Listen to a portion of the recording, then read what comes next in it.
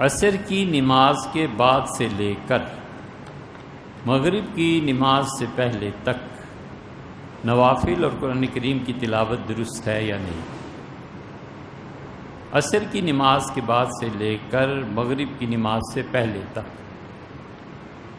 ایک چیز تو یہ ہے کہ مغرب کی نماز کی بجائے آپ لفظ یہ استعمال کیجئے کہ غروب آفتاب، کیونکہ نفل جو منع ہیں یہ اس شخص کے لیے جس نے عصر کی نماز پڑھ لی۔ عصر کی نماز اس نے پڑھ لی مثلاً آج کل کے وقت کے مطابق 5 بجے، اور مغرب ہو رہی ہے 7:20 پہ، تو جو 1 گھنٹہ 20 منٹ ہیں یہ اس شخص کے لیے نفل پڑھنا منع۔ ہم عصر کی نماز 6:15 بجے پڑھتے ہیں، تو 6:15 سے پہلے سارے نوافل ہمارے لیے جائز ہیں۔ جب 6:15 بجے عصر پڑھ لی تو 7:15 بجے جو مغرب ہوگی اس تک نفل نہیں پڑھے جا سکتے، غروب آفتاب تک نہیں پڑھے جا سکتے۔ ایک چیز امید ہے وضاحت ہو گئی ہوگی۔ یہ ہر شخص پہ اپنا ڈیپینڈ کرتا ہے کہ اس نے عصر کس وقت پڑھی ہے۔ مثلاً ایک آدمی نے عصر کی نماز فرض کیجئے 7:10 پہ پڑھی، ابھی 10 منٹ باقی ہیں سورج کے ڈوبنے میں، ان 10 منٹ میں وہ نفل نہیں پڑھ سکتا، جبکہ 7:05 تک وہ نفل پڑھ سکتا تھا۔ وہ 7:05 پہ بھی نفل نہیں پڑھ سکتا تھا، 7:05 پہ نفل پڑھ سکتا تھا، کیونکہ اس نے ظہر کے بعد بھی عصر نہیں پڑھی تھی، تو عصر اس نے پڑھی ہے 7:05 پہ، 7:10 پہ، غروب میں بھی 10 منٹ باقی ہیں، تو یہ 10 منٹ اس کے لیے منع ہے، پیچھے اس کے لیے منع نہیں۔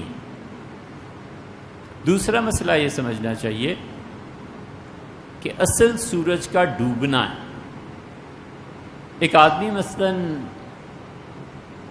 سورج ڈوبا 7:45، 7:30 سمجھ لیں، اب 7:30 سورج ڈوبتا ہے اور مغرب پڑتا ہے 7:45 بجے، یہ درمیان کے جو 15 منٹ ہیں ان 15 منٹ میں وہ نفل پڑھ سکتا ہے، اگرچہ مکروہ ہیں اس کے لیے۔ اسے چاہیے کہ فرض نماز پہلے پڑھے، اسے چاہیے کہ مغرب کے فرض ادا کرے، لیکن نہیں کی کوئی وجہ، تو اس نے یہ جو 15 منٹ ہے نا اس کے لیے نماز پڑھنے کا وقت مباح ہو گیا۔